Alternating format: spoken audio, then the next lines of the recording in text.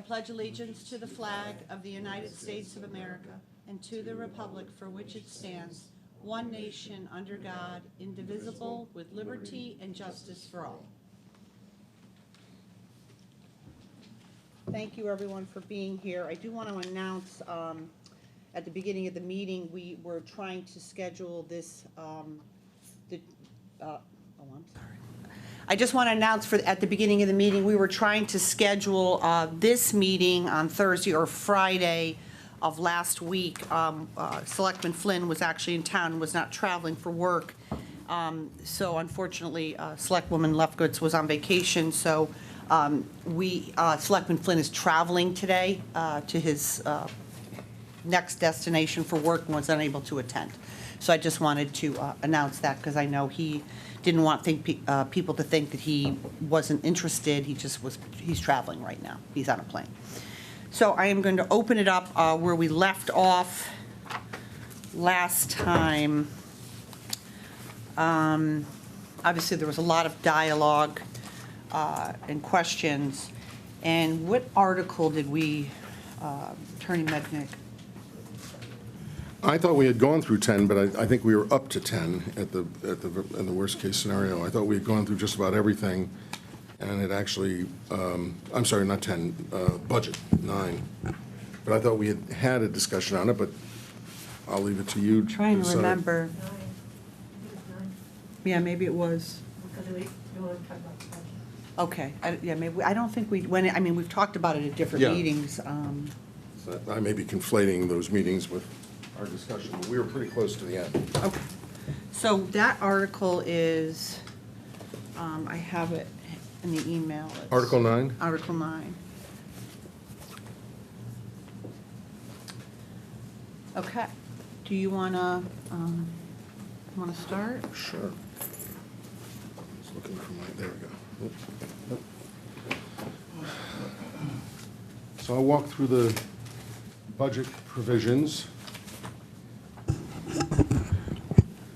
What the commission did with the budget is we tried to create a linear budget process that's not dramatically different from the process that you have today. There's some date changes in the document, but significantly what we tried to establish is similar to other provisions that we tried to establish as well in the document, is we tried to establish a level of clarity in the process that may be apparent to some of those who are involved in the budget on a day-to-day basis, but may not be as readily apparent to the public. And so the provision of the charter starts off with some new language. It starts off with language that mandates and requires cooperation of town officials and employees. Now, that seems like a basic concept. It seems like something that should be ingrained in everybody, but I was going to say that there's no subpoena authority at the local level of government, although Fairfield Board of Selectmen does have subpoena authority, but you don't want to run government by subpoena. And so you want to run government by cooperation. And so Section 9.1A is designed to really constitutionally establish a standard of cooperation. The fiscal year is new language, but it's not a new concept. The fiscal year is the same for all municipalities, but most charters, again, most members of the public don't see the general statutes and apply the general statutes to their review of the budget. So in many of my charters, I recommend that you try to point out to the public what the process is and how it works and what some of the important dates are. Again, doesn't need to be said from a legal perspective, but the budget is a public document. The charter states that constitutionally, even though it is true by statute in the state of Connecticut. And in 9.1 in the budget process, we talk about public engagement and the importance of that, which we'll get into in a moment. One of the other things that is set forth here that I've seen in other communities that works very well is to, at the early part of the year, and I think you do this anyhow, but now it would be constitutionally mandated, and that is putting together a budget calendar with the cooperation of all of the budget entities, the Board of Select persons, the Board of Finance, and ultimately the RTM. The process then goes to 9.2, and we start at the end. The end is the date of the annual meeting. It's stated up front because that's where everything flows to, which is the second Monday in the month of May, and lays out the elements of the budget that are required to be in the budget estimates. Most of this language is current language. I'm just taking a look at the red line. Most of it is current language, and we simply try to define some of the players. There's been some question raised about calling the budget different things as it goes through different parts of the process, but I have found it difficult to track a budget without saying what it is, what budget is before when the first select person proposes a budget, what is before the Board of Select persons. When they send the budget to the Board of Finance, what is before them? Because it's sometimes confusing language in the body, and tried to create names for each of the budgets as they go through the process so that it's clear what the body is reviewing. So once the estimates are in to the first select person, she would put together the budget, and when she's ready to make a budget recommendation in section 9.3B, she then makes a presentation not later than the second Monday in March, and she makes the she submits to the Board of Select Persons, so she submits to her colleagues, but at the time of that submission, she has an obligation to then address the Board of Finance and hopefully the RTM. And I say hopefully because I think there's, I think in this case it would be the RTM, to address the entire budget proposal that she is making before the bodies. Keep in mind that the document is under the jurisdiction of the Board of Select Persons at that point, but the idea is to open up the process at an early stage so that she can present the budget to all the bodies that have to touch the budget during the budget season. Following that submission and budget address, the first select person then convenes a joint series of meetings, not one meeting, but a joint series of meetings with the Board of Finance. She essentially relinquishes the chair and has the chair of the Board of Finance facilitate the Q&A during these meetings. The Board of the RTM hopefully would be participating. I think the objective of the charter is to have a working group of the RTM, a workable group of the RTM to be part of the process, as opposed to 30 or 40 or however number of members there are in the RTM. It would make it virtually impossible to have a reasonable Q&A with 50 people doing the questioning in the room. So the charter does try to encourage that the RTM, that they create rules for the conduct of these meetings, and that the RTM try to have a committee not to exceed 10 to participate in the process. This goes through the entire Q&A opportunity is given to all these members to question all of the department heads, what we call in the document the submitting parties. At that point, they are department heads defending their budgets to principally the Board of Select Persons at the first step. And once the Board of Select Persons approves the budget, they then submit the budget, the executive budget, which is now approved by the entire executive group, is presented to the Board of Finance not later than the fourth Monday of March of each year. Nothing really has changed in this section of the charter with regard to the authority of the Board of Finance. There's still a procedure in here in the charter that allows the Board of Select Persons, with the approval of the Board of Finance, to modify and vary the budget submission process in the interest of efficiency or in the event of special circumstances. That power, which is currently in the charter, will remain in the charter. Nothing has changed. The Board of Finance has the power to have further examination. What does that mean? It means not a thing has changed in the power and authority of the Board of Finance. The objective of the joint meetings is to try to reduce redundancy, to try to eliminate redundancy in the process.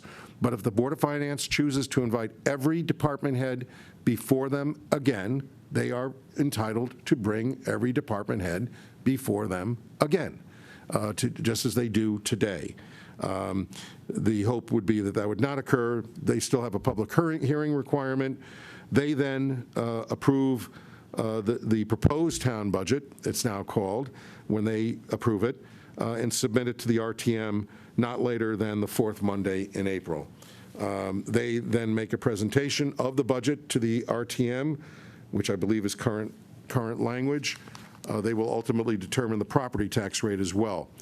Then it goes to the RTM, and the RTM may hold meetings to review the budget as it determines necessary before the annual meeting. Again, no change in the charter with regard to the powers of the RTM.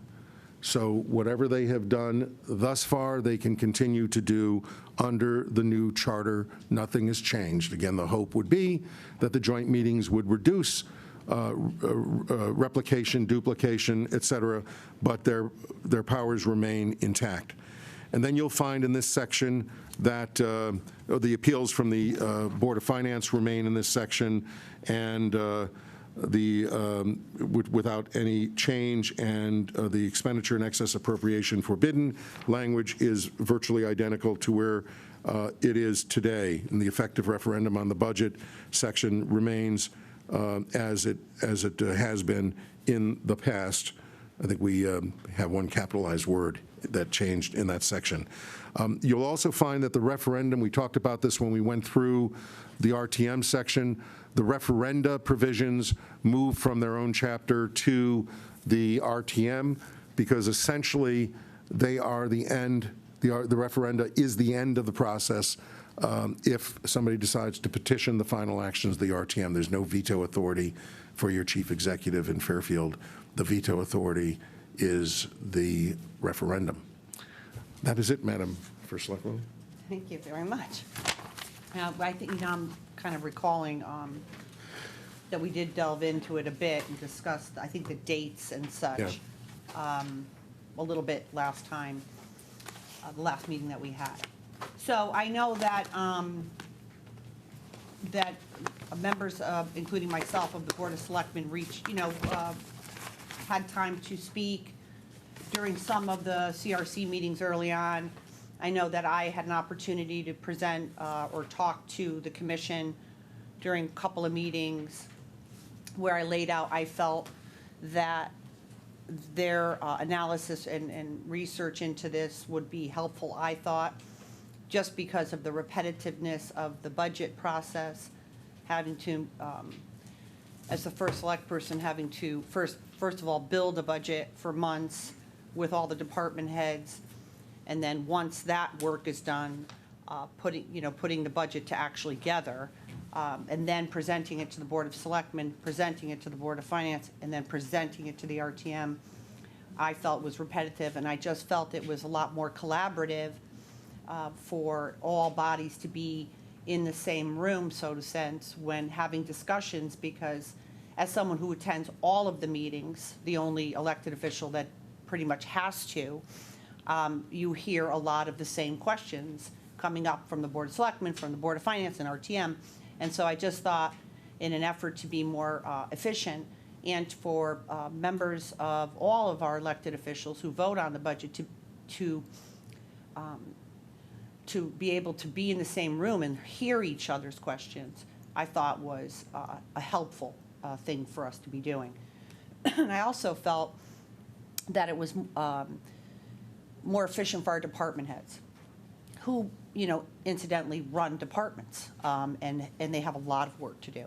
And having to do this repetitive, let me go through my whole budget 3 separate times and answer questions, is frankly, it's not productive. And it's more productive to have them come in pieces, 5 or 6 or how many we typically have, and present to all bodies, have them ask them questions, and then always we're available for follow-up. So I thought this was a good tweak to our process. I think it would be a lot more positive for a public to follow along, because frankly, any individual would literally have to spend thousands of hours watching budget meetings to follow along what's happening.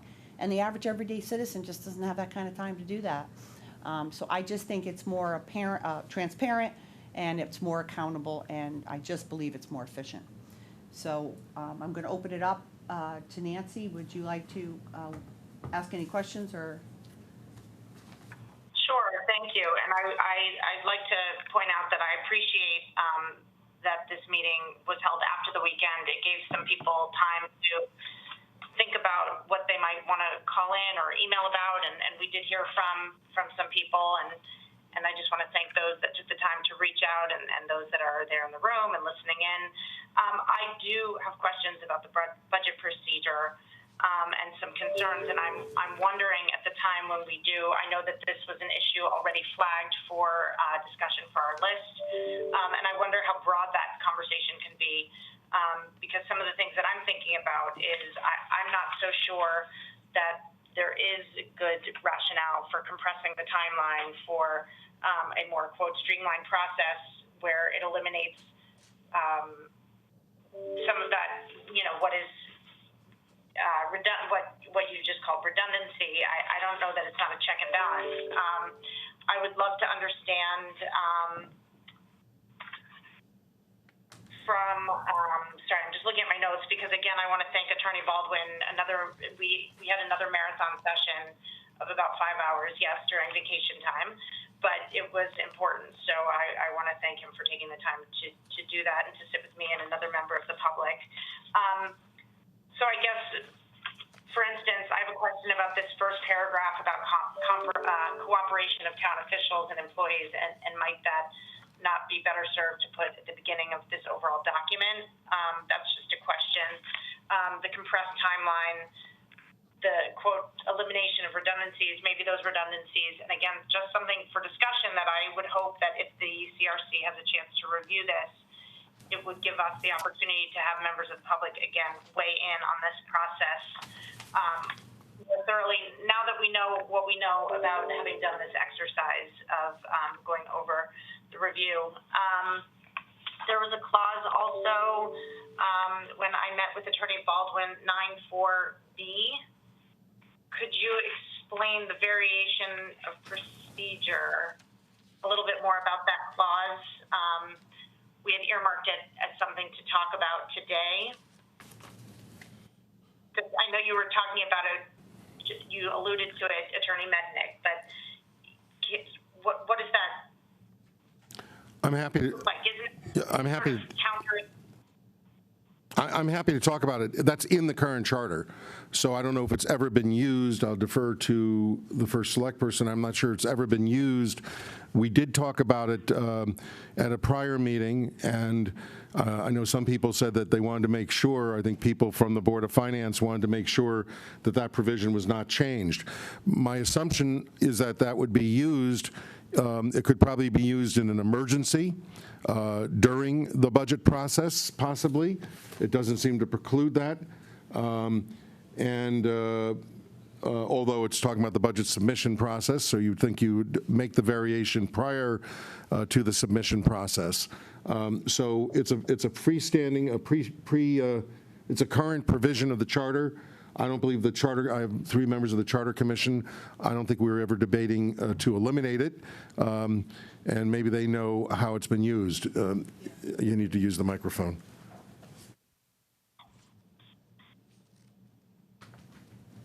Thank you. Thank you, Pamela Iacono, Commission member. It's it was being used up until the point where we went back to following the charter. They made use of that provision in order to have the joint meetings that we used to have. So that was the practice, and that allowed for that to happen.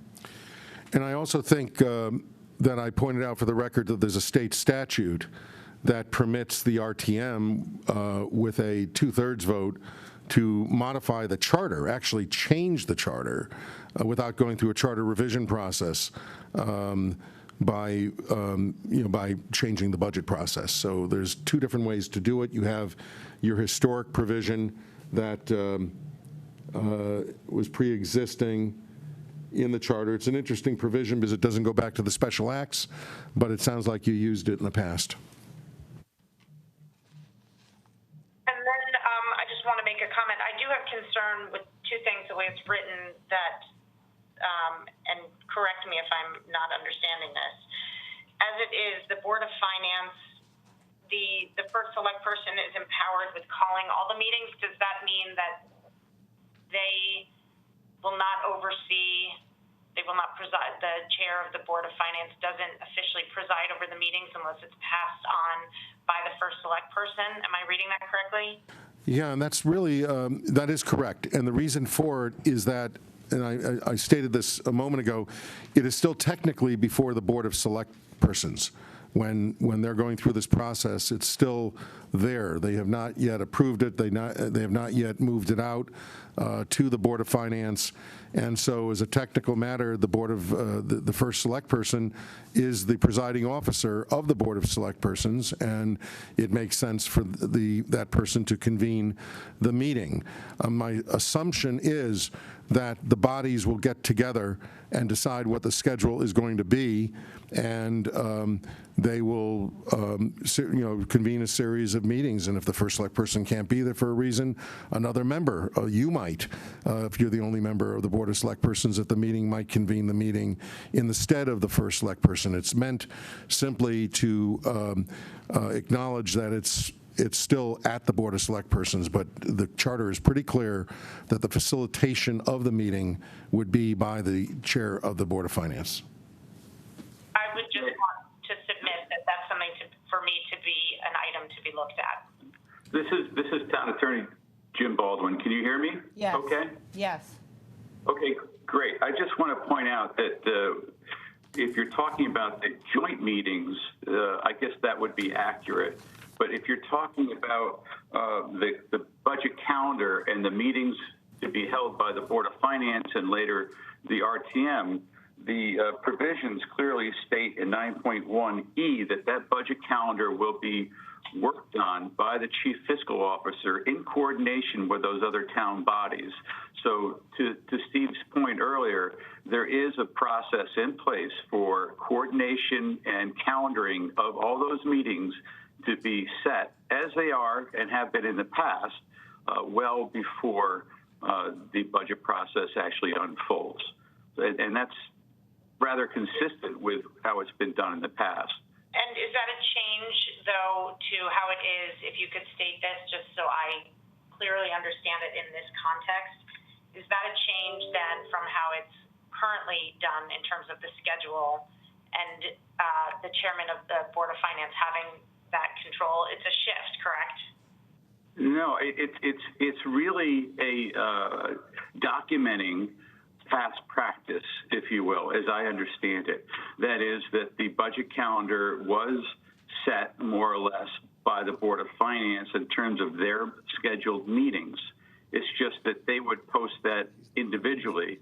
What this provision calls for is for coordination of the three bodies, Board of Selectmen, the Board of Finance, and the RTM, to come up with a calendar that works for everybody. And clearly, the Board of Finance, since they are the ones who have control over their review process entirely, should be given deference to their, the dates that they prefer. And the same goes for the RTM. And that's, as I understand it, in the past practice and custom. It's just not actually written into the document that is the charter. And here we are doing that, and I think that that's a good thing for clarity's sake. But and of course, you're welcome to check that with the other members of those bodies, but I'm confident in what I'm saying is to be accurate. And then I do have an additional question. Could you outline, the town administrator does not play in this proposed charter. The town, what may become the chief admin officer or the town administrator. Was that role, is there any place for that person in this? Is that something that was discussed? If you want me to take a stab at answering that, the CAO, town administrator, chief administrative officer, as I understand it, is not per se in charge of budgets or the budget process. They're in charge of administering what's been, passed by the town bodies. So it's really not in their purview, as I understand it. So that's why it's more aligned with the chief fiscal officer. Somebody's got to be in charge of coordinating that effort, and that just seems to make the most sense.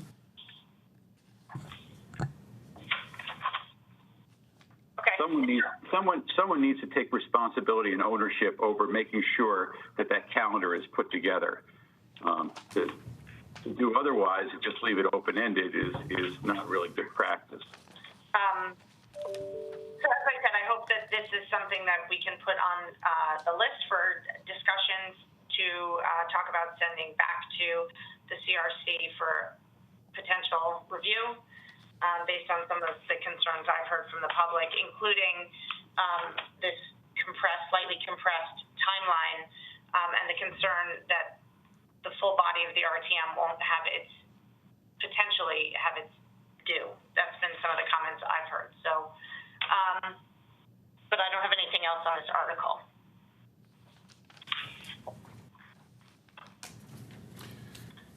I just want to comment, I mean, I'm fine with sending it back to them. They did discuss this pretty thoroughly, even right down to the calendar. It's slightly, as you mentioned, Nancy, slightly condensed. And that really isn't due in part to the fact that people are meeting together as opposed to separately. So there is that lack of repetitive questioning when people are all in a room together. And frankly, I personally thought when the discussion was had by the commission that the RTM was being treated in a better way than typically, because the complaint was the RTM gets it dead last, it's already been discussed and, beat to death, and they basically get it dead last, whereas now, or under this proposal, they would actually be engaged and involved during the process as it's happening with the Board of Selectmen and Board of Finance, which I thought was sort of an elevation to the RTM members. And if I remember the discussion correctly, at the CRC level, it was sort of by committee. So if the CFO, in conjunction with the Board of Selectmen and Board of Finance, scheduled budget hearings, they would try to put together, say, all the public safety, kind of like what I do now when I schedule for the Board of Selectmen, the police, the fire, that kind of thing, so that that relevant RTM or maybe two RTM committees would be in the room with the Board of Finance and Board of Selectmen, having this collaborative discussion as elected officials, as opposed to getting it dead last. So I personally thought it was a benefit to the RTM members.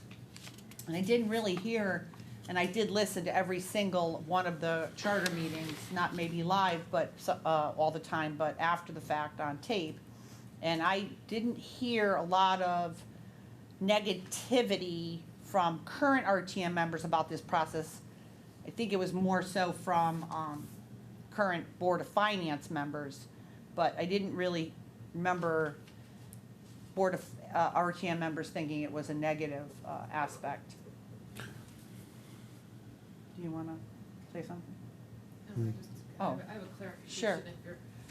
So, PMI Kono, if you're going to do that and send it back, can you just be more clear about what you're looking for? Because we actually added a week on the end for the RTM, so you had me up into the RTM doesn't think they have enough time. I'm not following that part. So if you have a calendar you want to send back to us, can you do that? Yes, sorry, not that the RTM doesn't think that they have enough time, but I think some concern was expressed that the RTM won't have its, potentially, and I'm just trying to read through the language again. I can be more clear by tomorrow when you vote on it.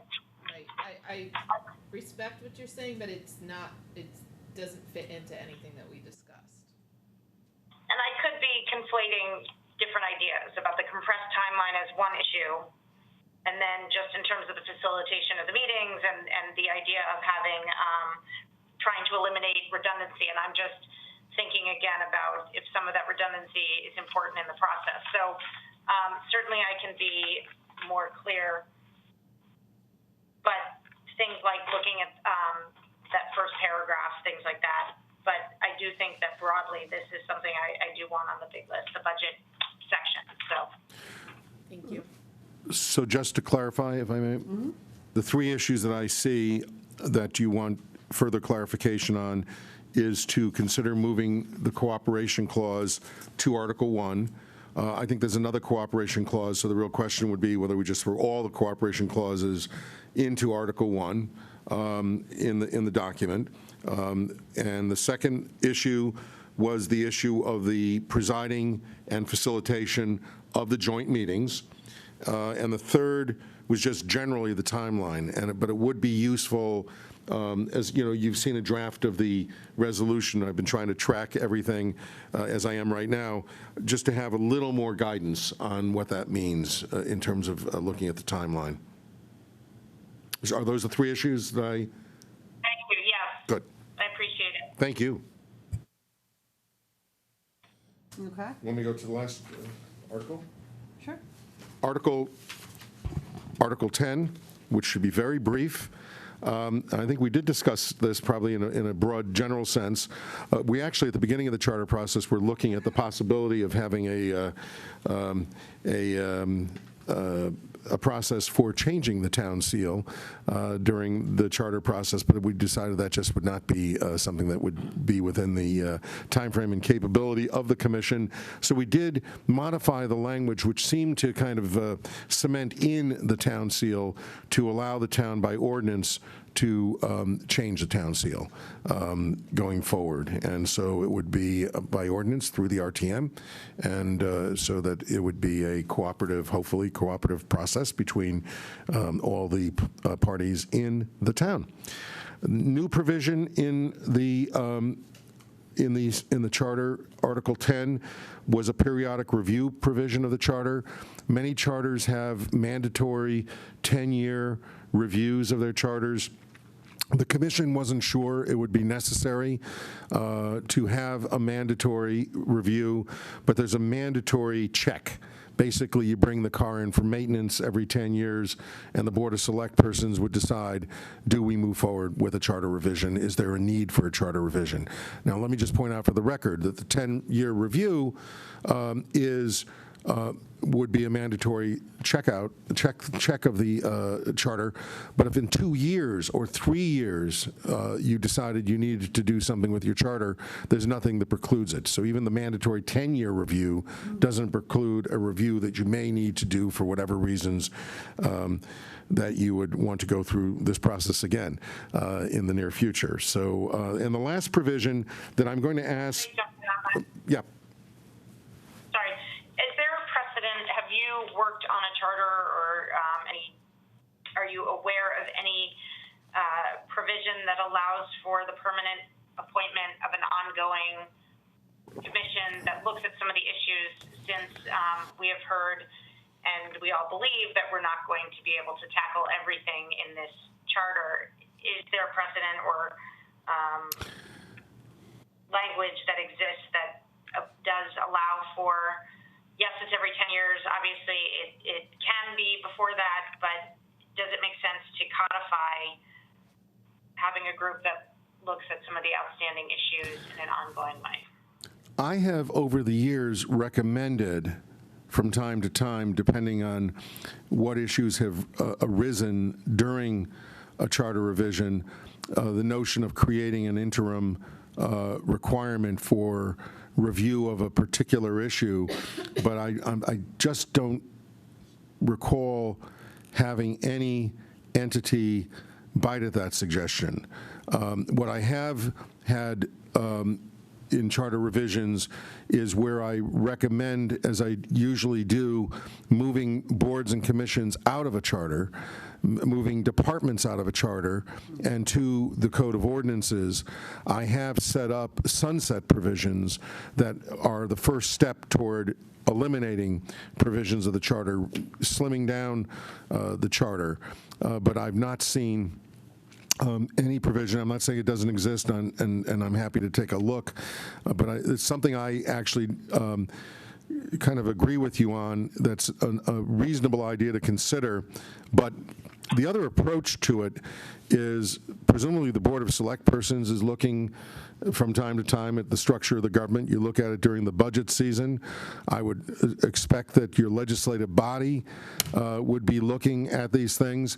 And what I have said during this process, the commissioners may add the terms ad nauseum for me saying it, and I've just been lucky I've not been in a room with them, so I don't have tomato stains on my clothing, and that is that many of the structural things that we looked at in this charter revision, whether it's moving to a town manager form of government, a council mayor form of government, are very complicated debates. And to me, the charter revision should be the end of that debate and not the beginning of that debate. And in some places where it has been well discussed, I've been involved in charters that have changed the form of government. In Hartford, we moved from the city manager to the strong mayor. Ironically, some people now want to go back to the city manager, which is interesting. But that's after years of discussion. And so there was a political will to move in that direction. But where there is no political will, it would make sense for the Board of Select Persons or the RTM to put together working groups or joint working groups, executive legislative working groups, to look at issues, whether it's the creation of a board or a commission or of a different form of government. So you may look at those things. I don't think they need to be in the charter. I think the charter is your constitution, and the Constitution probably should not be a strategic planning document. I agree with Thank that. you. I would love to perhaps just at least add that as a possible item for discussion. I understand we have other options by petition, but perhaps it is something, just because I know we can't go back and open up the review process where we have not requested it. So perhaps that's something we can talk about tomorrow.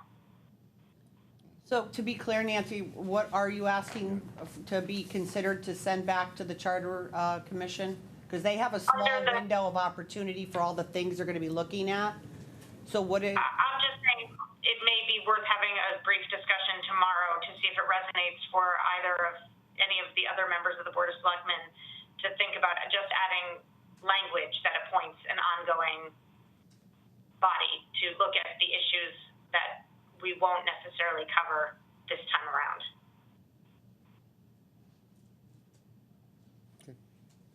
So can I just also ask about, so as far as the seal, which is the sort of the thing that tipped all this off, in a, sarcastic way. When I walked into town hall and there was a giant seal, and I said, I don't like the seal there, I take it down. And then I said, can we just change the seal? And they said, can't, it's in the charter. So to be clear, you're saying it's in the ordinance. I mean, it would be changed it would need to be established through an ordinance of the RTM. But is this language clear enough that, I mean, I kind of envisioned our community being involved in this, where they would like maybe, submit ideas and there would be like a contest or something to that nature, not just the RTM, but the community be involved in it. Is that, we could make that process a little more clear. I just want to make sure that they're not blocked out, that while the administration would have some ability to send a survey, say, for example, out to the community, or, so that we would get a lot of feedback from all of our residents and not just the legislative body. To make it clear, if you want, so that the executive and legislative are working on it together, because my normal assumption in government is that the executive and legislative work together on laws, on building the laws. We could have a situation where we say that the Board of Select Persons shall propose and the RTM shall adopt by ordinance a town seal or something, and the two bodies can work together on establishing a process for public participation. I mean, I think. Does that make sense? Just to make sure that the public's involved, I think is important. So I'll put that as another item? Yeah, Okay, for clarity. Thank you. Good question. Hopefully it'll Good only question. get done once. Good question. Wouldn't be changing it repeatedly, but. Can I raise one? I assume that I don't mean to jump in line ahead of the Selectwoman Lefkowitz. I just want to make sure that we ask the commission to take a look at 10.5. Which is the submission and effective date provision. I want to take one last look at that, make sure that everything aligns, so that I will add that to your proposed list they take a look at the submission and effective dates to make sure that they all work. Okay. The general notion is that it would be effective upon adoption, but there may, and we do have provisions in here that have specific effective dates. I want to do one last check and make sure that everything's okay. It's probably covered by the errata provision, but I thought I'd like to just pull this one out separately.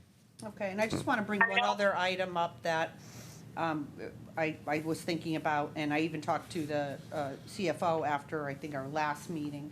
So here, where it's laid out the different powers and duties, and then 4 and 5.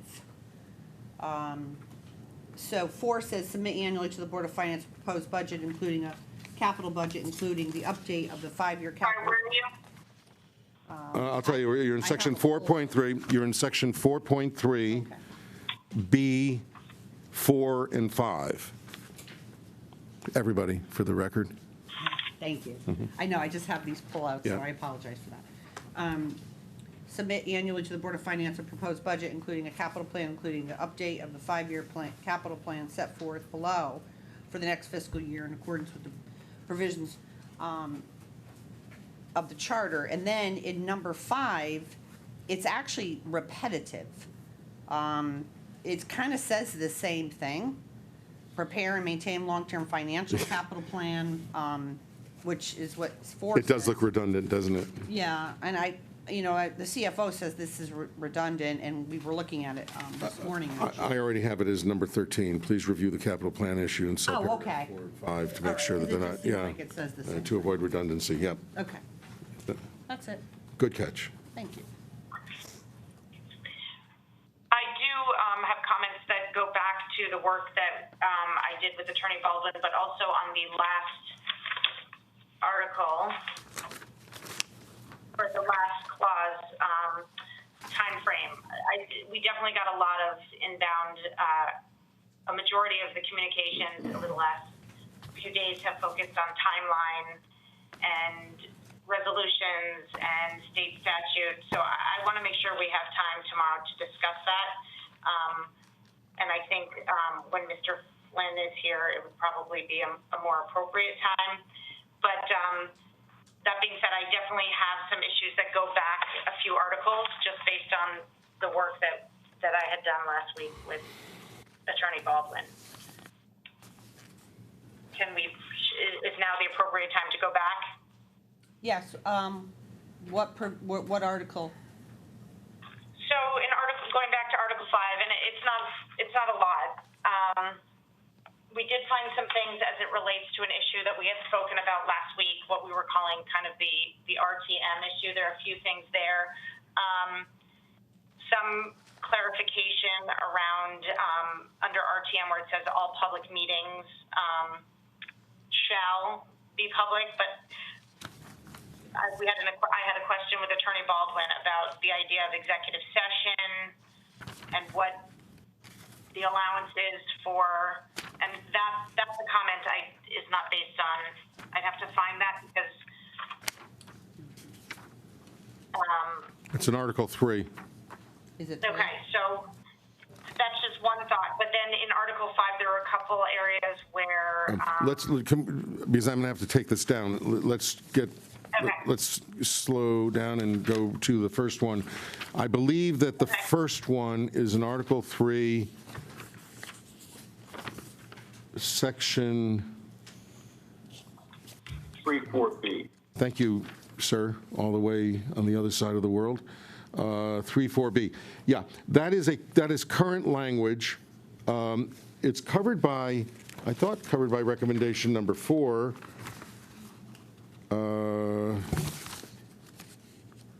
Well, maybe I'm wrong on that. That's wrong. It doesn't make sense. Wait a second here. No. So that, yeah. If I may add to what Selectwoman Lefkowitz is mentioning, it seems to be redundant that we're saying that all RTM meetings shall be public, and that may be a holdover from the prior charter versions, but we already have the public meeting requirement pursuant to state statute, let alone the section of the charter that speaks to it. So it just seems to be unnecessary. And I believe that Nancy's concern was that it may be interpreted by some to say that they cannot hold executive sessions, which clearly is not the intent here. Because if a meeting can be held in executive session pursuant to the Freedom of Information Act, and it meets the definition of a proper executive meeting, that certainly should be held in executive session, which is by definition not public. Have I got that right, Nancy? yeah, and it sort of dovetailed on the other issue that we had, that in principle, if we agree in general principles to where the RTM is a town official, and we have talked about this, I just want to again state it in this new week, then there's going to be some instances throughout, and we didn't point out every instance, but where they're singled out under meetings, here it says each board and commission except the RTM, except for RTM is not a board or a commission, and that's under 5.3b. There's just some inconsistencies around language. If we, again, in principle, believe and the RTM is a town official, then it's carved out at several points throughout the document, but then again, it's carved out under meetings for boards and commissions except the RTM. So this is what we have referred to repeatedly in our working session as the RTM issue. So Yeah, that's understood. Every instance, but we talked about many of them. Yeah, that's understood. Because actually, I have to tell you, and the town attorney will verify this, I actually mistakenly called them town officials, and I was reminded that because of the town meeting structure that is historic in the town, that they were separated out because they were basically a successor to the town meeting. And so I had to put all the language back in that is in the current charter. So if we make them town officials, all the exceptions will go away. We'll make sure we find them and make sure they are eliminated. As for that language on the open meetings, that's in the current charter. The reason you're seeing it is it was part of a block paragraph, and I thought it was an important concept to segregate out. But again, all meetings have to comply with FOIA, and all FOIA meetings permit confidential executive sessions. So that's not a big fix, but I will add that to the list as something that should be looked at so that we make sure we have a consistent standard. Thank you. In Article 5.2, C, I believe vacancies needs to be added in the definition section. I have not looked at your current red line. It is a capital V, we think, and bolded. So is that 1 second, let me look. Hold on.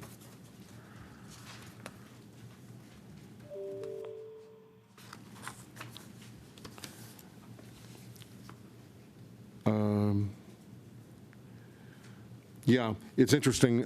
It's not in the definition section, but it's capitalized because it is a term of art that is defined in a couple of different places in the charter. So what do you want us to do? Lowercase it, or what? I mean, or I think there's no one definition of a vacancy because you have different vacancies. 2.6 is the major provision, but that's why I think it's worth the bigger discussion perhaps tomorrow around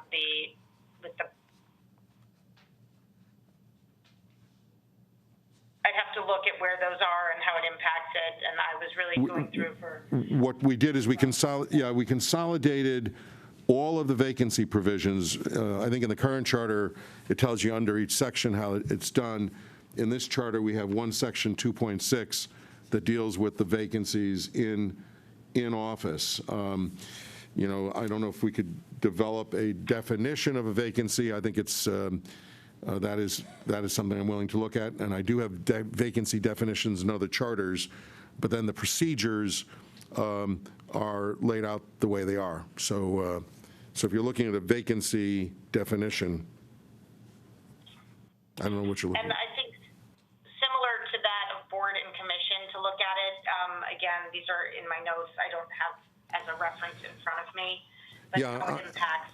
I was going to add that to the list, and I've looked at the emails on that subject, and I have great regard for the person who sent the emails based on past emails.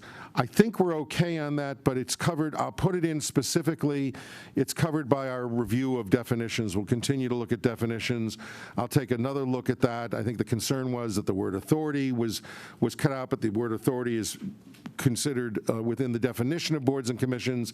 I think we did that right, but if there's anything wrong with it, we'll fix it. It's under the review of definitions, and I did take a look at those that comment in particular. One area that we had some conversations around, Attorney Baldwin, that we had with another member of the public who was with us, vacancies on the Board of Selectmen, as in principle to be consistent with other boards to go to the next general municipal election. There was some discussion around that.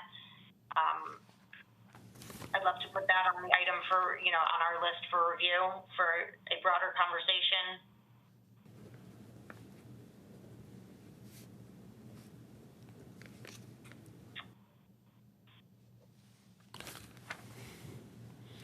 I'm placing these on the list, but it's going to be up to the three of you to decide what remains. So. Yeah, no, that's why Yep. I thought it was important. Nope, it's there. It's there. Hear my concerns here and questions. I have a few more things, if I may, or Go ahead. definitions, regulations versus ordinances. Some of the language there seems perhaps redundant. I think that's my note. We should be substituting perhaps RTM instead of town under ordinances. Ordinances inclusive of the word regulation in the definition. So I just think it's clunky. This is Jim Baldwin again. I think that's been identified already as one of the. Okay. It's on the list. It's number one. It should be on the list. It's number one. Okay.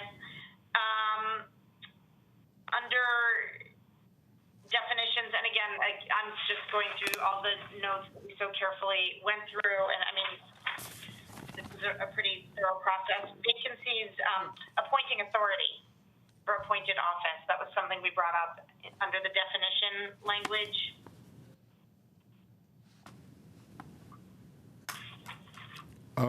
Where in definitions is appointing authority? I'm asking, I'm suggesting, is that something that we need to look at?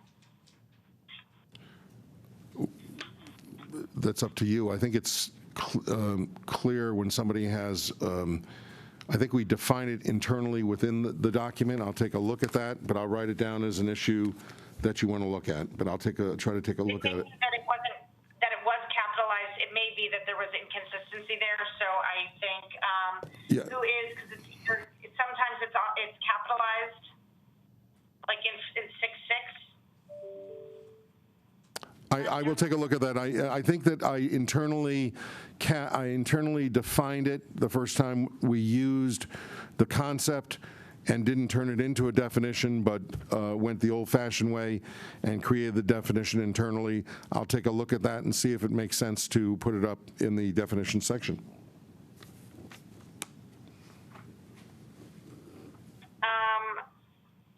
Can you talk about, and again, this was a question for clarification, the qualifications, what does a qualifications clause do in the context of a charter? It says in 6.2b, with regards to, Oh, I see. Okay. I got it. I know what it is. All right. So many charters lay out department heads. Some charters have provisions that the human resources or personnel director shall establish the qualifications. In some places, it requires executive approval or legislative approval. The important thing about this provision that I've used in other charters or similar provisions is it establishes the concept of nationally accepted professional standards and best practices in the field. Many charters are silent. It's broad language, but a good human resources official will know what the best practices are in the field of public works or engineering or procurement, whatever it may be. And so it's principally placed there to establish the best practice standard and the nationally accepted professional standards in the field, and it leaves it up to the Director of Human Resources to create job descriptions consistent with those standards. So it's a standard that you don't have in the current charter. I'm sure that your town follows those standards. This is meant for a time when those standards would not be followed, so that it creates a constitutional standard for best practices. In our conversations, as a side note, this was one area where we pointed out as an example of efforts to modernize, and that was appreciated. Thank you. Under 6.8, required cooperation, here I want to argue about for the RTM to be considered as a town officer, and again, perhaps I should save this for tomorrow's discussion, but I don't know that RTM members should be called out to be compelled to cooperate. I think some of that language can be misleading because it's a natural check and balance. I would just want us to discuss language around that.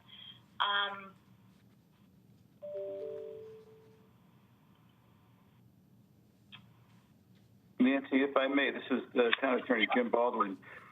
There's a difference between a town officer, an appointed town officer, and a town official. And I think this is only referring to those appointed town officials. Yep. And it would not include the RTM.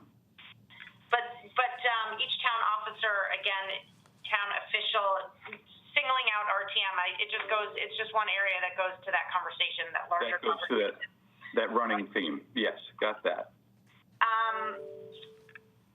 The last question I had,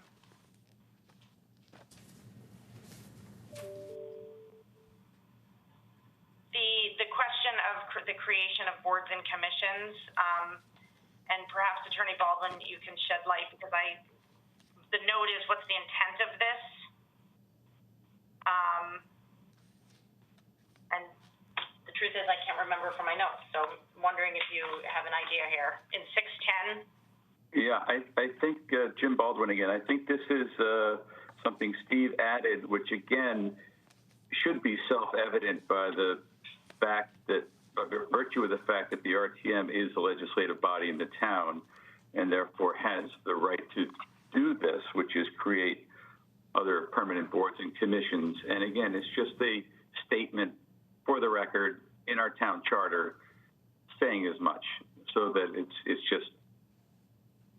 documenting or clarifying or stating the current status. Have I got that right, Steve? I would agree. It's constitutionalizing something that is the essence of legislative authority, and the charter had been silent on it, and it's just inherent in their authority. Yeah. It just clarifies it, and it's clear for the public and anybody who may want to try to question it. It was kind of a enhancement of their public authority. So in Article 7, there was a question of sequencing. It used to be a or an, and I was wondering if it was just a formatting issue. Assistant town attorney used to be plural. It's now singular. There was And then just a question. no intent. There was no intent to, on that regard. I'll go back if you'd like it plural. Happy to do that, or singular. It's the title, as opposed to, this is not a budget document. This is simply a document that establishes the titles and the appointments. So that's errata as much as it is anything else. Yeah. I think that it should be plural, and as it is now, this is not intended to be a change in the current charter, so it should probably remain plural. happy to And then I do that. think it brings to light the question that may be important to discuss, the addition of the chief of staff and town administrator versus the CAO and what that's called, and the inclusion to this list of a diversity, equity, and inclusion officer. This would be the time to where it would be put. And then from this, the assistant town attorney, it led us to a discussion about who has the hiring authority of hiring outside counsel, and then it led us to a discussion of job description there. And should the town attorney be an elector of the town? Should an added duty be to have the authority to hire outside counsel, and what that looks like? So should we be employing a town attorney? So there was some discussion around that. We have the provision there, but it brought to bear that conversation. Also in this document, there's some changes I just wanted to, in the Park and Rec Director section, I'm just, again, sorry, reviewing notes. There's some omitted language. They no longer have to submit plans to the Board of Ed, the Golf Commission, and the Harbor Commission. I think that's what my notes say. And just to clarify that's not omitted language, that's changed language at their request. Okay. They requested it, and I believe the commission approved it. So it's not omitted. Okay, and then in the Park and Rec area, one of the things I had talked about very early on in my conversations with the CRC was, and it's also part of the mandate, is to adhere to principles of equity and sustainability. And I'm wondering if there's an opportunity here for adding language about protecting open space, conservation lands from recreational planning. So I don't know if there's precedent for that, but I do think it's an opportunity here. This is Jim Baldwin again. I, of course, welcome further discussion on any topic such as that, but there is a town code, rather robust town code, that speaks to the disposition of town property that I believe covers that, but we can have that discussion tomorrow. That'd be fine. But I believe that's already covered by the property code. Okay. Did we put on our list potentially for discussion the the town's assessment system, eliminating the Board of Finance's responsibility for that. Is that something, I know we talked about it last week. I'm looking. I believe we did put it on the list somewhere. Hold on. I think it's on the list. I think it's been thoroughly vetted, but it can't hurt to have further discussion about it. Yes, it's either on tomorrow or even at the CRC level. Yeah. Item number 17 is the item. So moving right along with my questions, in Article 8, just a question of formatting. I believe the Historic District Commission actually is a commission appointed by the Board of Selectmen and approved by the RTM, so it just needs to be moved from 8.1B to C. Let me hear that again. Historic District Commission Yeah. is a board and commission that's appointed by the Board of Select Persons and approved by the RTM.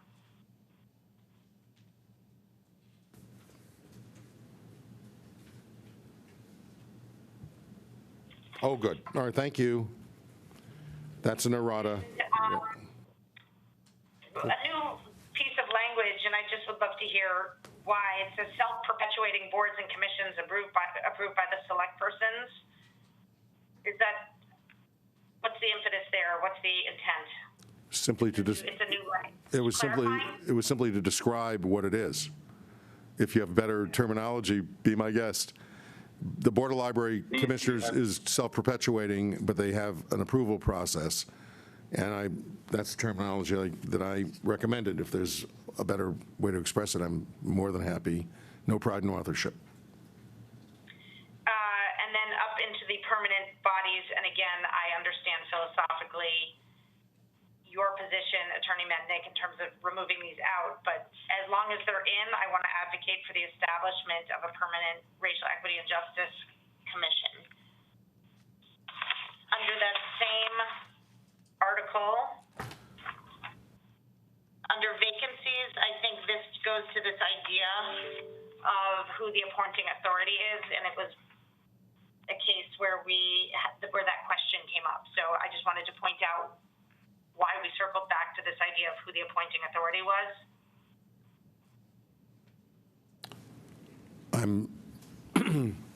I'm not sure what the point is, but so you want to have a DEI commission. Are you? Separate, sorry, that's one thought, new thought. Good. Is that something you want me to add to the list for discussion tomorrow? Or are you going to bring? Okay. All right. Yep. All right. And then moving along under the clause where it says vacancies in this article. Article 8? Yeah, under vacancies. And this goes to the idea of, this is what led us to me and Attorney Baldwin to a conversation around what it meant to be an appointing authority. Vacancies shall be set forth in this charter, and then you go to appointing authority. And that's where I think that there was just some confusion. So I just wanted to point out an area where it may benefit from some clarification. Would you give me a section that I could look at? Well, it says here, so it's still at Article 8.1.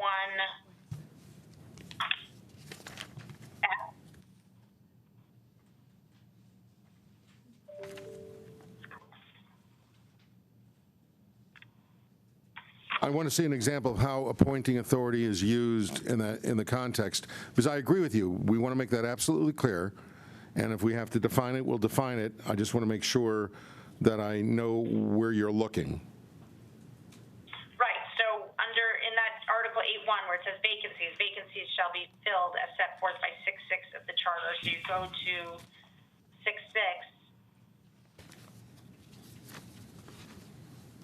And it says vacancies in appointed office. It's referring to to the capitalized appointing authority. So I just wanted to say that's where the question was. I will do a run. Yep. I will do that. Yeah. 8.2, conservative functions. I asked what that was, and Attorney Baldwin didn't know how to answer me. So I raising it now. 8.2, conservation functions? Well, yeah, it just, you're adding it for clarity, or is that? I'd have to look at the current charter, because I think that it raised, basically, the Inland Wetlands Commission has two functions. One is on the conservation side, the other is on inland wetlands, and I don't recall whether, I'm like 10.1C, whether that was in the current, it's in the current charter, the breakdown of conservation versus inland wetlands. I just capitalized it. I don't think that was changed. Yeah, instead of just saying conservation, I said conservation functions, and instead of saying just inland wetlands, I modified it to inland wetland functions. It's what's in the current charter. So we did not bring this up. This is not a new concept. I believe the question was the description of using the, in parentheses, inland wetland functions and conservation functions, and I think you just explained why you broke that down. So it's just the title, of course. It just describes what those powers and duties are in the distinction between their powers and duties under B and C. And it simply is just a minor modification of the current language. And because other municipalities have separate commissions for those two functions, in the town of Fairfield, they are combined. So I think it makes perfect sense. But. Which reminds me about, we talked about the planning, the planning and development, sorry, let me just find out where this is. Referring language to the POCD, I always get these acronyms wrong. The POCD and the master plan, right? Right, and there was like, we were conflating language, and so I just wanted us to be consistent. I just don't know where that is. Article, we put it, it's already on the list. It's number 18 on the list. And what we did was, in fact, the town attorney and I had a debate and discussion about this. POCD was used in another place in the charter during our charter revision process, and was determined that it was not really appropriate in the budget process. But I had raised the question about the distinction between what was called in your current charter the master plan and what the POCD is, which is a state-required plan of conservation and development. And I believe that we determined, and we'll double-check it to make sure that we're right, that the POCD is in effect that master plan, that there is no separate master plan. And I'll ask Jim to either confirm that, and we're more than happy to look at it again, but it's already on the list. Yeah. All right, a few more things. Under Article 813, can you just confirm that the Human Services Commission language, where that language came from? It just would be good to hear it out loud. In Article 813, Section A, the Human Services Commission shall represent. The language changes. I'll defer to the town attorney. Well, I was just going to say probably what you're going to say, Steve, and that is that this came from Julie DeMarco, the head of the Human Services Commission, and it is another example of updating and modernizing the language of the charter to better represent what those services are that are provided by that department. Okay, thank you. In 813, Section C2, it was just an example of town official versus RTM language being pulled out, and the same with 815B4. I'm pointing out areas where we talked about it. Yeah, I think that goes with the running theme. That, Yep. So that's understood that is going to be looked at in the entirety of the document. Yep, as Well, discussed but in our meeting, we just talked about how I would point out when we saw it. Can I just say that in the case of B4, that may not be true. that before you want to make sure that this is talking about departments, but it's also talking about members of the RTM are entitled to get, and actually that language is currently in there, so that's not even a change now that I'm thinking about it. It simply gives a member of the RTM the ability to ask for an advisory opinion. So I don't think you want. Should it be? We'll take a look at it. We'll take a look at it, but I don't think it falls in that debate.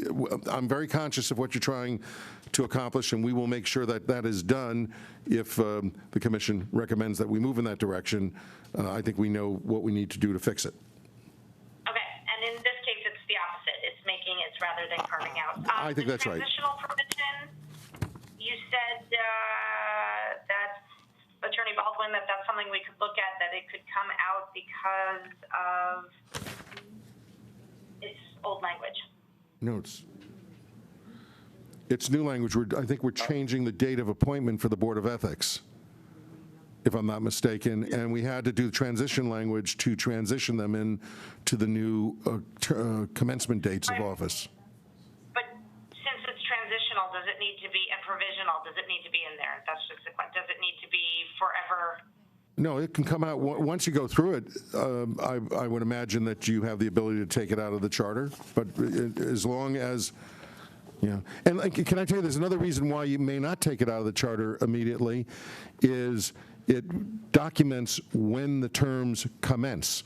So if 10 years from now or 12 years from now there's a dispute about when somebody's term started and what their, when they were reappointed or appointed, having a provision like this remain in the charter is useful for some period of time. But if you want it taken out, we can have we can add to the back of the document that all transition provisions shall be sunsetted upon the conclusion of the transition. Would be a clean way to do it, and the town clerk can then be authorized by the charter itself to delete those provisions. But it's a policy judgment you should make and think about, because those dates are useful to have. And then two just last questions for the time being, and I could not find it in replaying and in going over my notes. If someone could point out, and perhaps you know this from the minutes or your notes, was there robust evaluation done by the CRC about term limits for the Board of Selectmen, changing it back to a 2-year term? I know it changed in 2006, and I couldn't, to my memory, find anything. But I don't know if that was just... That was not an issue. That was not an issue that was raised by the public, and it was not raised upon motion by the members of the commission themselves. But your question was about the term, not term limits. Am I correct? Term of office. You said term limits to start, but Time frame, 2-year time frame. 2 years versus 4 years. That was not an issue that was raised before the commission by any member of the public, to my knowledge. I'm looking at my commissioners. I don't believe it was raised at all. In fact, that was the primary subject of the last Charter Revision Commission in 2006. That was the main or major change that was made for lots of reasons that I don't think we need to go over here, but it would be brand new to raise that subject at this point, and I think it was fully vetted at that time in 2006, which was approved by the voters, of course.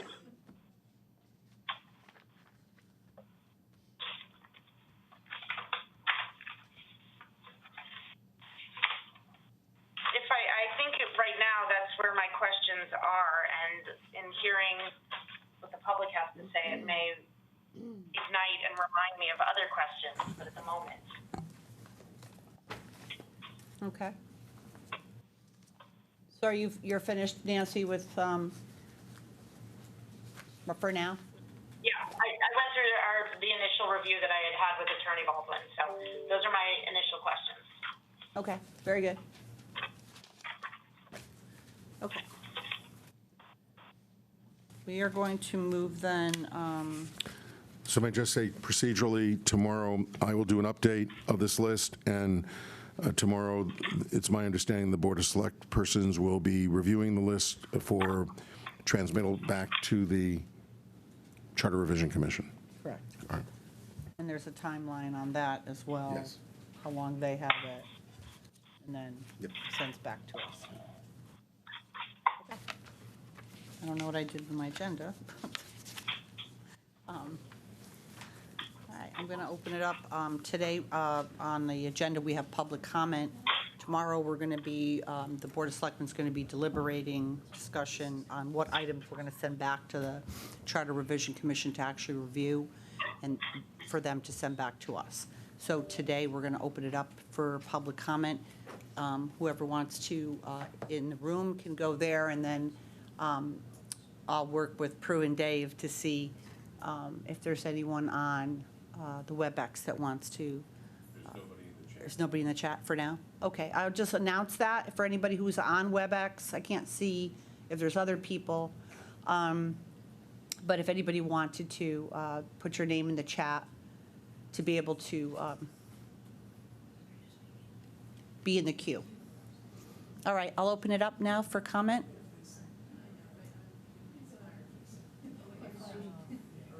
She wants me to go first.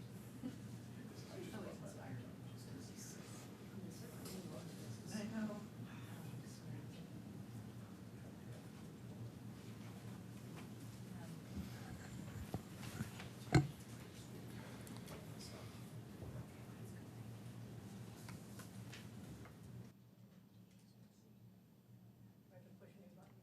I don't know. Is there a button?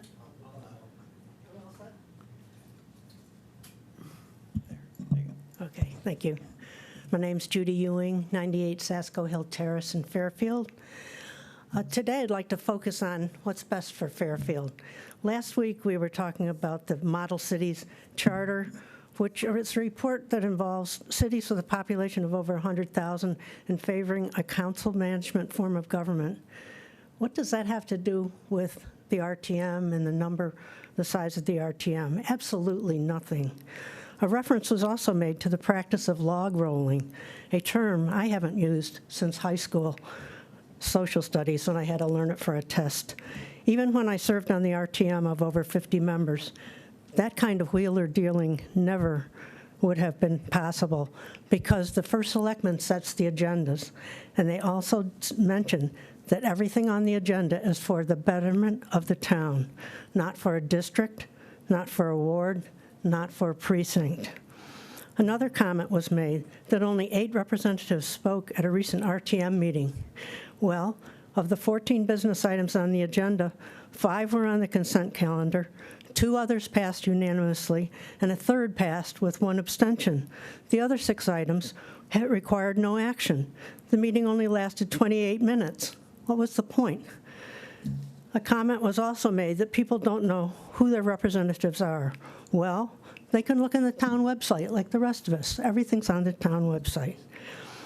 Comments were also made about the Strategic Plan Committee's findings during selective citizen interviews. That plan was never implemented, and it sits on a shelf somewhere. Forget about the Model City Charter and the SPC. Let's talk about what's best for Fairfield. And I won't go into this now because I've mentioned it at several other meetings, but let's compare Fairfield to the other 5 towns with both an RTM and a Board of Selectmen. That would be Branford, Darien, Greenwich, Watertown, and Westport. And if you look at the little chart that I've put on many of my other comments, we find out that Greenwich and Darien are outliers with very large RTMs. And we have a very large population like Greenwich, but we have one of the smallest RTMs. And if we keep it at 40, that would be just perfect because the other cities, the other towns on this chart have less population and they have a slightly smaller RTMs than we do. The CRC gave speculation and unsubstantiated reasons for reducing the number to 30. More effective, more efficient. Other studies have concluded otherwise, that effectiveness and efficiencies are determined by the quality of the leadership, not by the size of the organization. The point is this: the citizens of Fairfield deserve to be adequately represented by 40 RTM members. Please maintain a 40 RTM. Thank you very much. Thank Thank you.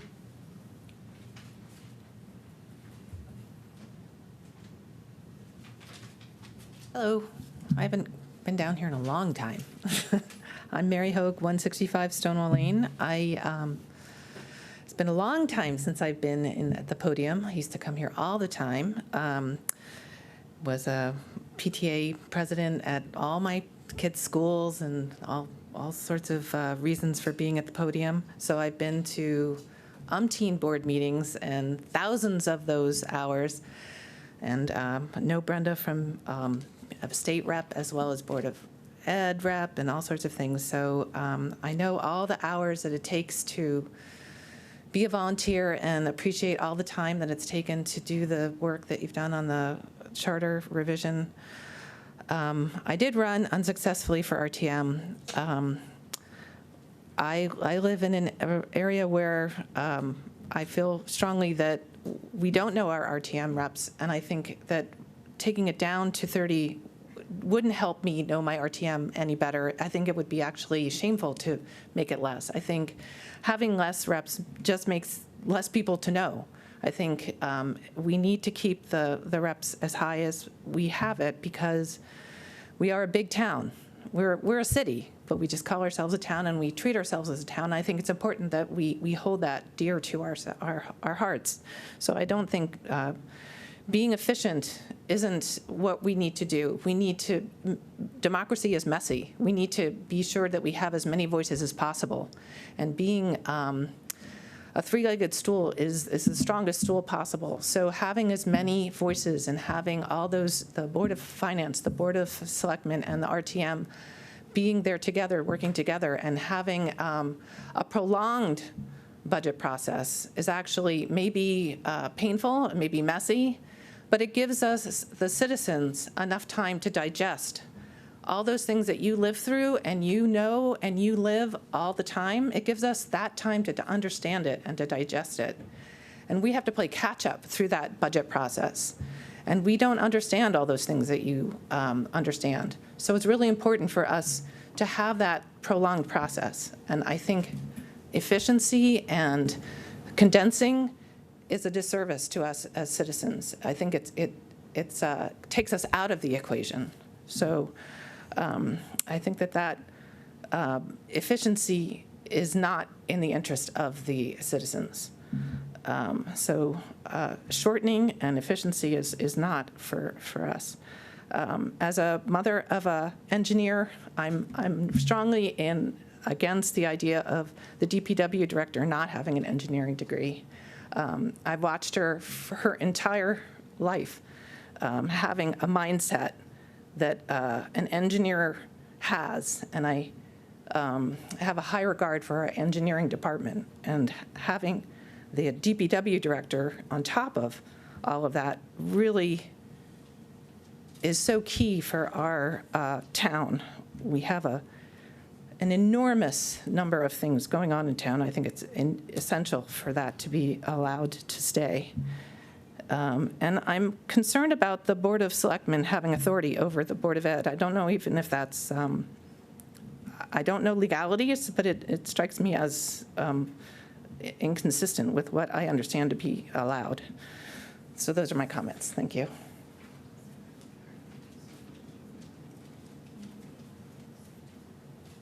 Okay, I'm going to go to the WebEx. I do want to, sorry? I'd like to make a comment.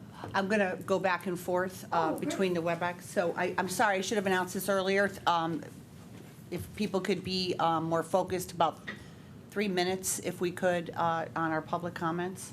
Thank you, Mr. Bremer. I did that at the other ones. I just forgot to do it now. We do have Representative RTM member Bill Gerber in the chat. Go ahead, Ms. Bill. Thank you. Can you hear me? Yes. Okay, good. Thanks for taking my comment. I think you need to take a pause, put this charter to the side for a while, reconstitute a new CRC, and use the work that has been done, which has been a lot, as a foundation for the future. This process was really rushed. It was an unnecessary sprint. Many mistakes have been made, but I don't believe there's anything that can't be fixed with a reboot.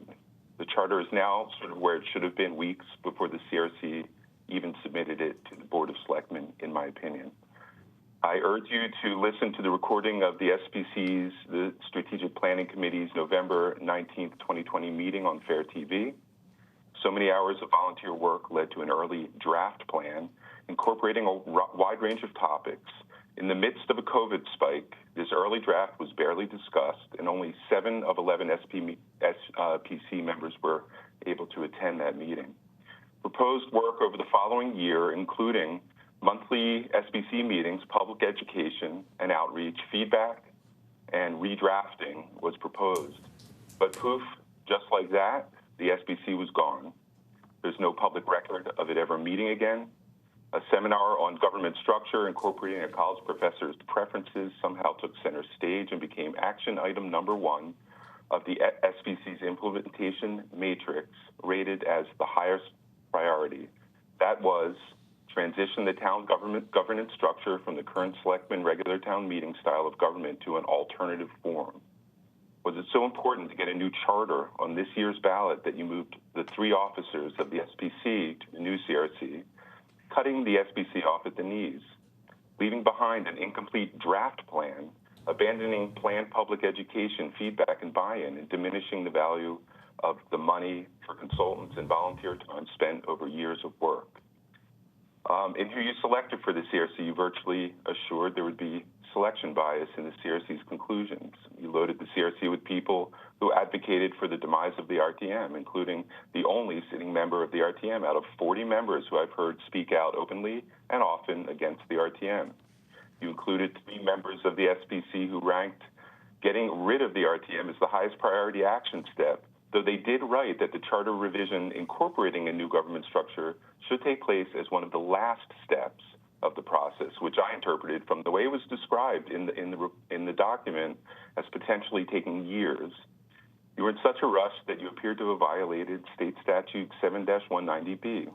You were in such a rush that you started the CRC statutory clock ticking before public education, feedback, hearings, or buy-in for any change in government structure took place. Instead, the CRC held some of these hearings on their own after the statutory clock started, largely without public participation. You were in such a rush that the CRC redrafted the charter for a town council model on the fly, and somehow the drafter forgot what changes were made after this idea was abandoned. The CRC and the public were still finding errors from this up until very recently. You were in such a rush that the CRC created a red line document that included red lines from simply reorganizing paragraphs and sentences, making most of the document redlined before any substantive changes were made, and impractical for even the most diligent of people to comprehend. Bill, can you wrap up? Can you start to wrap up? Thank you. I will. And I was going to say it's common sense, common practice to create a clean, reorganized document so substantive changes can be tracked. And this project was finally started about a week ago due to public pressure, but it's too late now for appropriate review before your vote. And there were a lot of additions and deletions that were made to the document, hidden within a sea of red ink. They were never discussed or reviewed, and it was the public that found changes since then, and these were deemed contrary to state law. And I would like to thank the members of the public, even though many of them have been labeled as political or politically motivated, but someone spent 11 hours with Attorney Baldwin going line by line through the revised charter, highlighting significant issues and errors, including revised definitions that would have excluded town bodies from key rights and responsibilities. I think we need to pause. We need to do this right. But thank you for hearing me out. Thank you, Bill. So we'll go back in the room. If we could try to keep it to 3 minutes. Who would like to go next? Would you like to? Sure.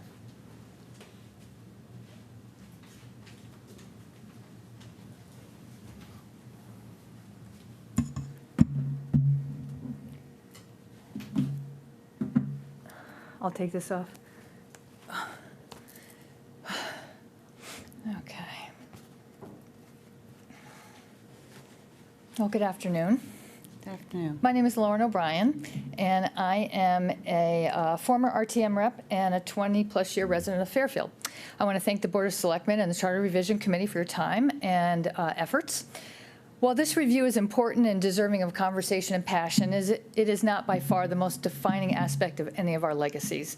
As such, I hope everyone here and watching can be respectful of all individuals and their opinions, with minimal eye rolling, and while keeping the focus on the needs of all our town. Unfortunately, this CRC process has concerning recommendations and a significant error of omission. The state required declaration and submission of a completion date for charter revision. I've heard the term ratification thrown around to retroactively fix that error. However, that's not the answer, nor is it in the best interest of the process or the town. The mistake and its repercussions need to be dealt with appropriately and not just swept under the rug. Ramification at best is an attempt to cover up a mistake, and at worst, it's a move to avoid embarrassment, responsibility for the consequences, and to circumvent potential future legal processes. Especially because, as stated here, the CRC has short time and has not thoroughly reviewed everything because it's out of time, has been stated previously. Given that 8 months remain to complete the work correctly, completely, and thoroughly, why the rush and why the false statements? Nowhere is it stated that the CRC review must be conducted only until the committee can no longer do the job, nor are there any recommendations or requirements to be completed to facilitate inclusion on the next election ballot. The current committee, or a new, fresh committee and commissioner need to complete the process thoroughly, completely, using the time allotted to establish how the citizens of Fairfield benefit specifically from each recommendation. Most concerningly are the lack of quantitative and qualitative-based facts to support recommendations. And what I'd like to know is, how does the town benefit from dropping a state-licensed engineer requirement to hire a less qualified DPW director? Because in the last 18 months, a qualified department manager and engineer replacement has yet to be found. Why haven't we used a executive search firm, as we do for the Department of Education all the time? Where is the town benefit in a 46% reduction in maximum RTM size?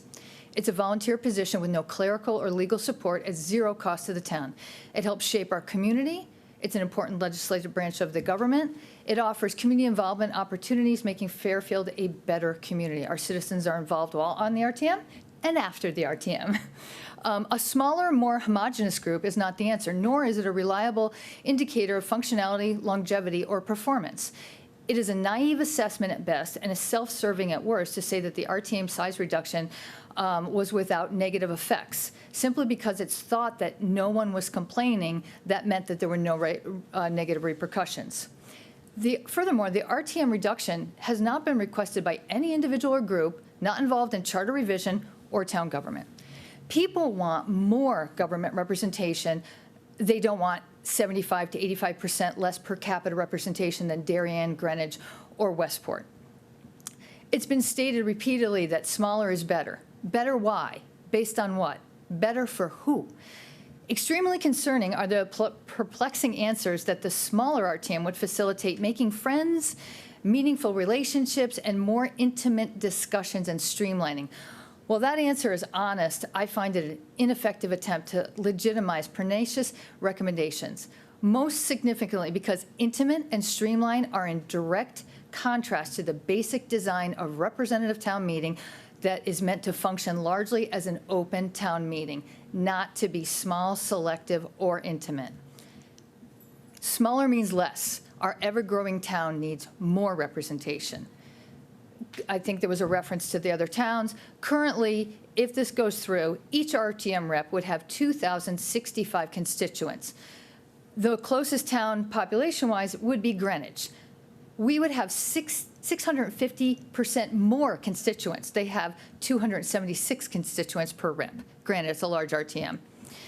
And if you think a select group of fewer RTM members is better, you are missing the point. The RTM is meant to be inclusionary, not exclusionary. Lauren, can you start wrapping? Yep, let me take it home. Really concerning is the statement that RTM reduction was a reasonable compromise. It is the furthest thing from a compromise. If that city manager, town council model was rejected, it was rejected in its totality. It's a quid pro quo. You either go smaller and more powerful, or you go larger and less powerful. But you can't have smaller and not more powerful. That's not a compromise in any way. I'm almost done. Fairfield, the CRC charge was to review the town charter and to recommend charter changes. The review needs to be done completely, correctly, and in the best interest of Fairfield, not any one individual or group. Not to set in motion changes based on rejected recommendations, to make unwarranted changes now, to facilitate larger changes of an unstated agenda in the future. I implore all those with the ability to vote on charter revision to do the right thing for the town. Thank you.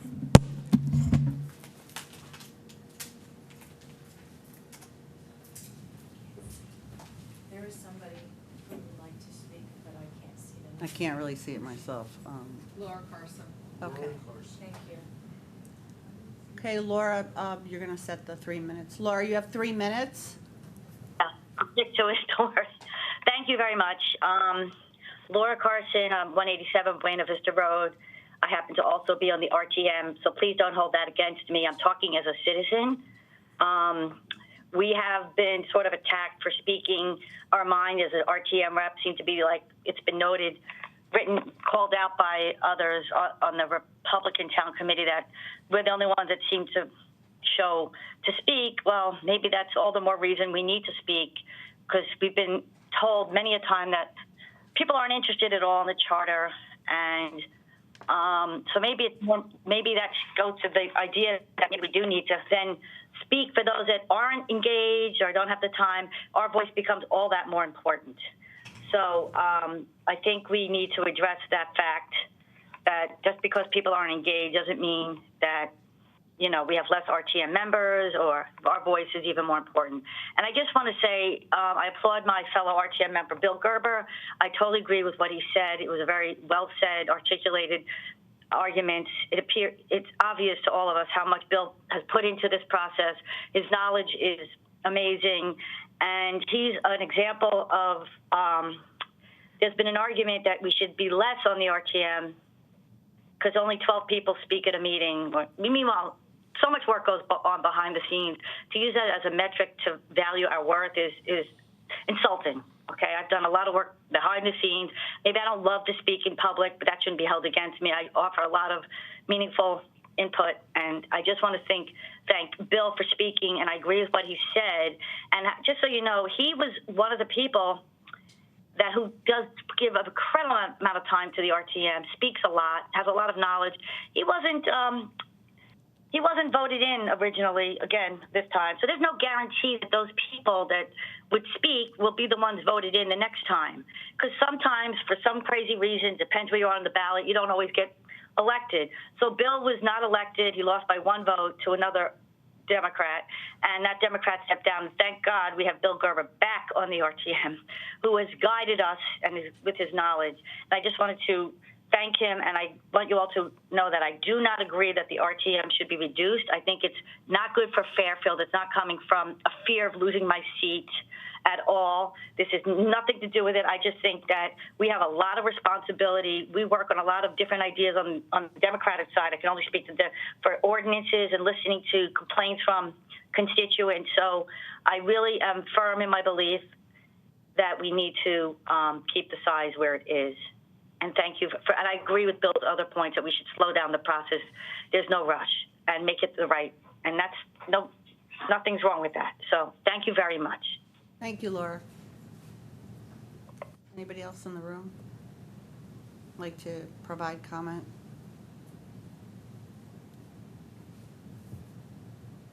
Seeing none?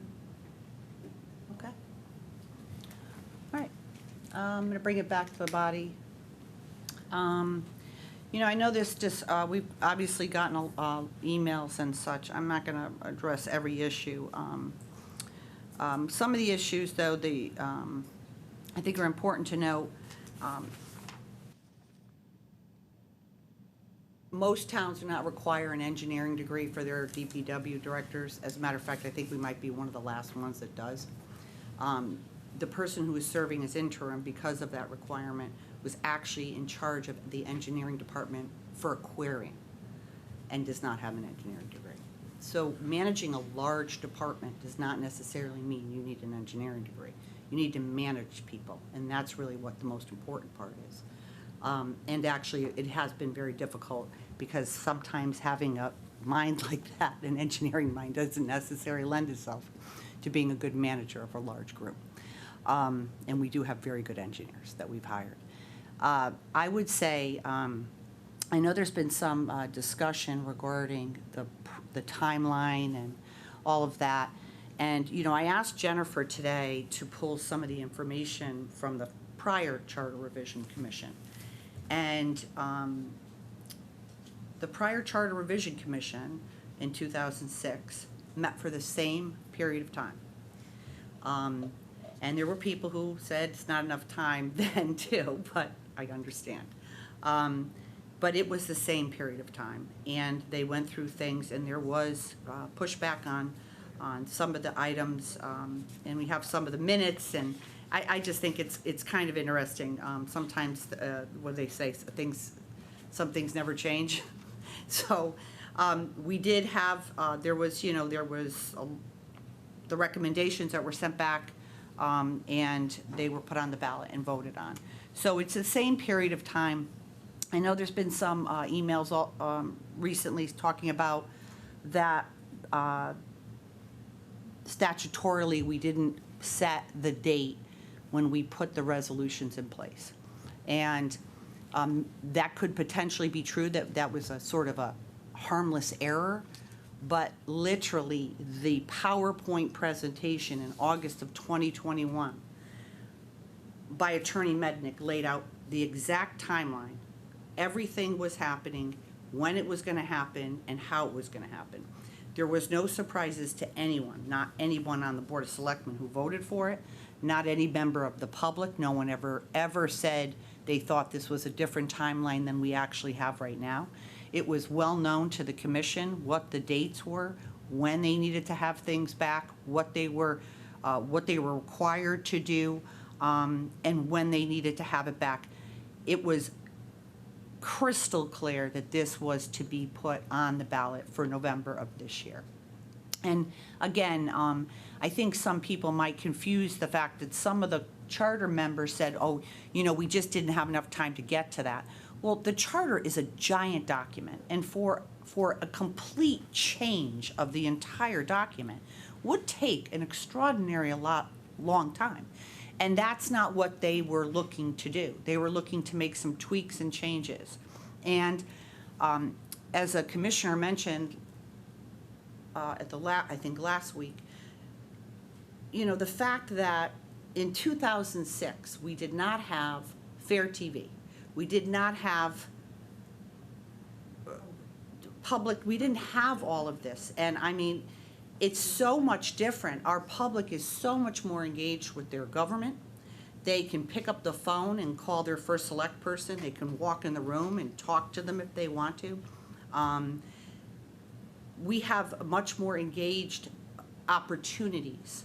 People can read this. This was posted everywhere in the newsletter. It was very open and transparent. And I would argue that this process has been more transparent than any charter revision process in the history of the town of Fairfield, simply because we have FairTV.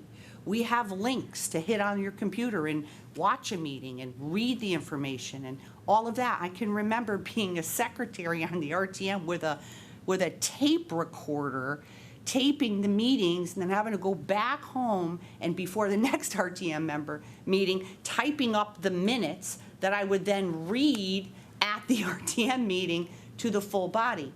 That's no longer required because people can just click and watch a meeting and find out what's happening in their town, which is amazing, and I think it's great. It helped me with the charter revision meetings because I couldn't attend all of them because of my schedule. I would say, listen, I don't have a dog in this fight as far as how many RTM members we have.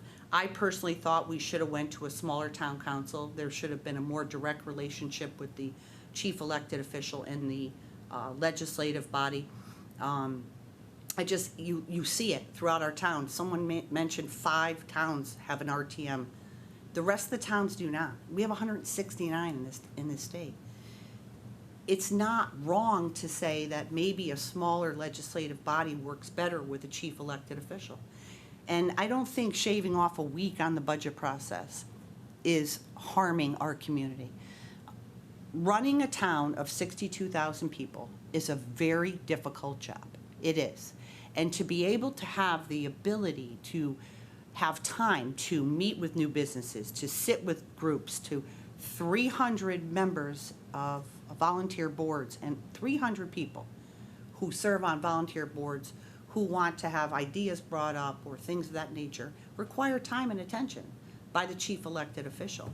So there's a give and take with all of it. And I personally, and I think I mentioned this last week, I personally thought that when this process started, that our town would be better served with a smaller town council, with a more robust chief elected official. I thought it was important to have the CAO position added to the charter because of the amount of work that comes into this area. And I have to be completely honest, you know, when I was on the RTM, and even when I was on the Board of Ed, or even as a state rep, I had no clue how busy the first select person's office was until I was actually sitting in that chair.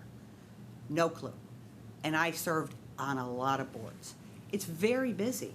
And to be really good at it, you need to have some streamlined processes, some efficiencies, so you can progress the town in a productive way for the community. Because people want things fixed, they want progress, they want things to work, and they don't really care how you get it done, they just want it done. So, listen, I see both sides of it, but I push back a little about the process being rushed. It wasn't rushed. I announced when I came into office at my first state of the town that I wanted to do a charter revision because we hadn't done one. And so it wasn't rushed. COVID sidelined it. And I said, I want a charter revision commission. Yes, I picked the strategic planning committee, which was, by the way, appointed by the prior administration, because they spent, as Mr. Gerber mentioned, a tremendous amount of time. And they did submit the report to us, to the Board of Selectmen.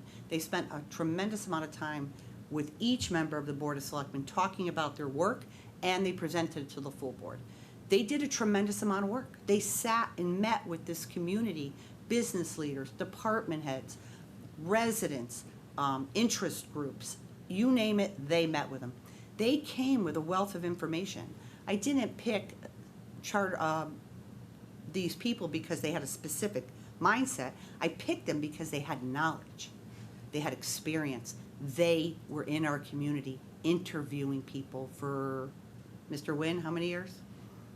2. So that's different, you know? I mean, it's like anything else. Experience matters, and having knowledge matters, and research matters. So I think that they did good work. I think they tried to do the best they could. They addressed a lot of issues in our charter. I appreciated Attorney Mednick's reworking of the charter because it was difficult for an average everyday citizen to read. If you weren't an attorney, you could understand it a little bit better. So I don't think we should be pushing, saying we shouldn't do anything, don't touch anything, don't fix anything. That's not how I approach things. I approach things that there's problems, let's fix them, and then move on to the next problem, and move on to the next problem. Not just sit and deal with the same thing over and over. I think that the Charter Revision Commission did some very solid work. They worked hard. If you watch all their meetings, they did. They did research, and they tried to address issues they thought were important. Did they address every single thing? No, they didn't. It's too much. It's too much. And our community doesn't like a lot of change right away. So they went incrementally to try to do some things that I think will be beneficial. And again, it's not everything I wanted, but I think no one will be 100% happy with the way things go. But at the end of the day, to say it was a corrupted process or there weren't rules followed or scrap the whole thing, start over again, or keep going, I think is not helpful. And it doesn't help move our community forward. There's other things that your first select person's office needs to do to run this town, and spending even more time on this process is not productive. It just simply isn't. So I'm hoping that we can come to some consensus. We can send back some legitimate items to the Charter Commission, who's going to be, by the way, doing this in the middle of their summers as well, and having to, listen to everything and pull it together and try to make sure it's solid, and then send it back to the Board of Selectmen. Ultimately, the voters of Fairfield will vote on what changes they think are not just the Board of Selectmen, not the RTM, not a handful of individuals or a group of individuals who are commenting at public meetings, the electorate. And we will do everything in our power to make sure they understand what's on it. I have been extraordinarily transparent throughout this process. I have sent it out in my newsletter, I've posted it, I've talked about it, we've had public meetings, and so I think ultimately it's up to the voters of Fairfield to vote on what changes they want. And I'm hoping that Tom, Nancy, and myself will be able to pull together some good, solid questions that our voters will understand. Jennifer mentioned to me today that, obviously this was before, really using the internet when the last charter was, but that Ken made sure that the ballot questions were at the libraries. Now, obviously, I think we could do a little better than that. We can send it out like on email and in newsletters and stuff. But you want to make sure that people see it and understand what it is. And so that's all I really have to say about that. And I will, yes, Mr. Mednick, would you like to share something? I'll just add one thing. There's also the explanatory text we've talked about. You're permitted under state statute for the town clerk to prepare an explanatory text which has the questions on them and then goes chapter by chapter what is in the proposed charter. It's not an advocacy piece. Okay. It's just an objective delineation of the items that are in the charter. Well, that's helpful. Yeah. Okay, thank you.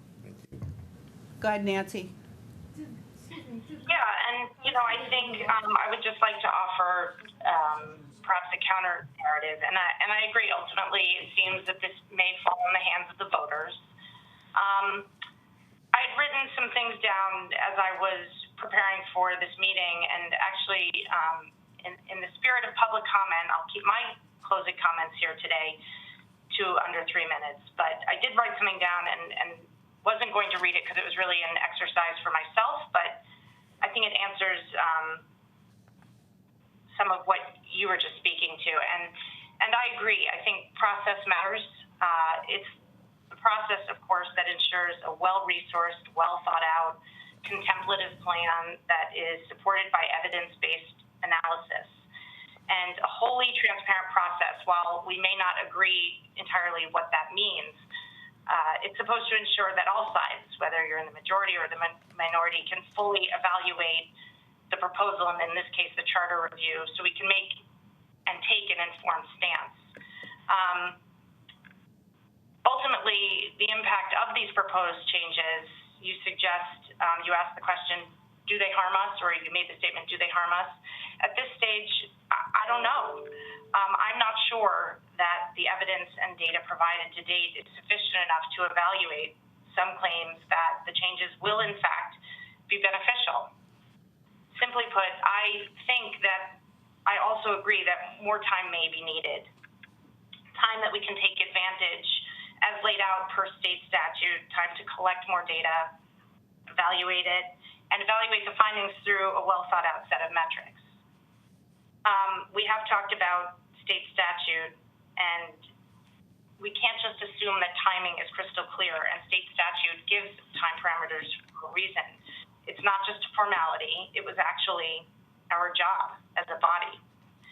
At the outset of the work, the Board of Selectmen was required by vote, by a resolution, on when the CRC was to submit a draft report. And alas, after discussion today, we know that that didn't happen. Stating that we wanted something to be or that we assumed something, we can't assign intent.